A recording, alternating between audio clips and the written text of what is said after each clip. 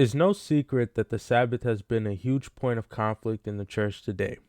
Do we keep it? Do we not keep it? Has the Sabbath been changed? As we explore the law, I also want to go over some conflicting viewpoints relating to the Sabbath. To start, I want to briefly analyze a Protestant error about the Sabbath by an early Protestant, William Tyndale.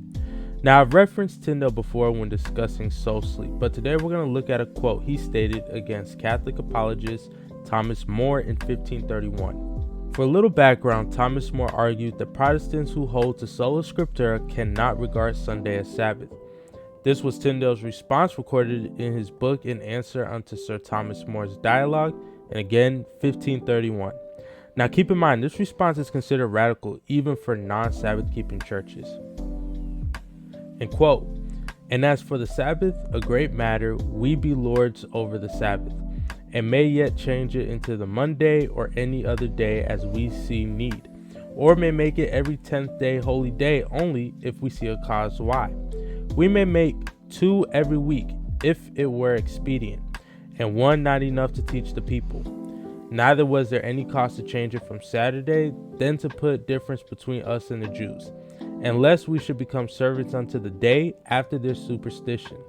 Neither needed we any holy day at all, if the people might be taught without it."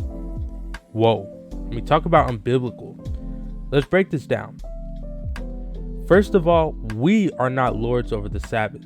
Christ states that the Son of Man is Lord of the Sabbath, and Sabbath was made for man, not man for Sabbath. Only Christ is Lord of the Sabbath, therefore he can change the day, and nowhere in Scripture does he ever change it. Sabbath is a gift to mankind, and in Exodus 20 verse 10, God declares that the 7th day is the Sabbath. The second part of Tyndale's response is really interesting. He claims that there was no need to even change the day than to put a difference between Christians and Jews. But keep in mind, early Christians were still Jews. Early Christians also kept the Sabbath, and in Acts, Luke makes distinctions between when Christians are meeting on the first day and when they meet on the Sabbath, that is the 7th day. Both Jews and Gentiles met in synagogues on the Sabbath. Tyndale also states, unless we should become servants unto the day after their superstition, referencing the Pharisees. Jesus' problem with the Pharisees was not them being overly religious or because they strongly observed the Sabbath. Matthew chapter 23 verse 23 perfectly illustrates the issues with the Pharisees. "Woe to you, scribes and Pharisees, hypocrites, for you pay tithe of mint and anise and cumin, and have neglected the weightier matters of the law, justice and mercy and faith. These you ought to have done without leaving the others undone." Yes, the Pharisees kept the Sabbath, but they neglected the needs of the people. In addition to keeping the Sabbath, they should have also pursued justice, mercy, and faith. Finally, Tyndale also insists that we wouldn't need the Sabbath if we could be taught without it. But wait, Sabbath originated at creation before the scriptures.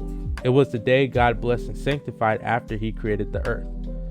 The purpose of the holy day is simply that God rested. Therefore, to honor him, we also rest. It puts aside our own pursuits and instead focuses our mind on the Creator.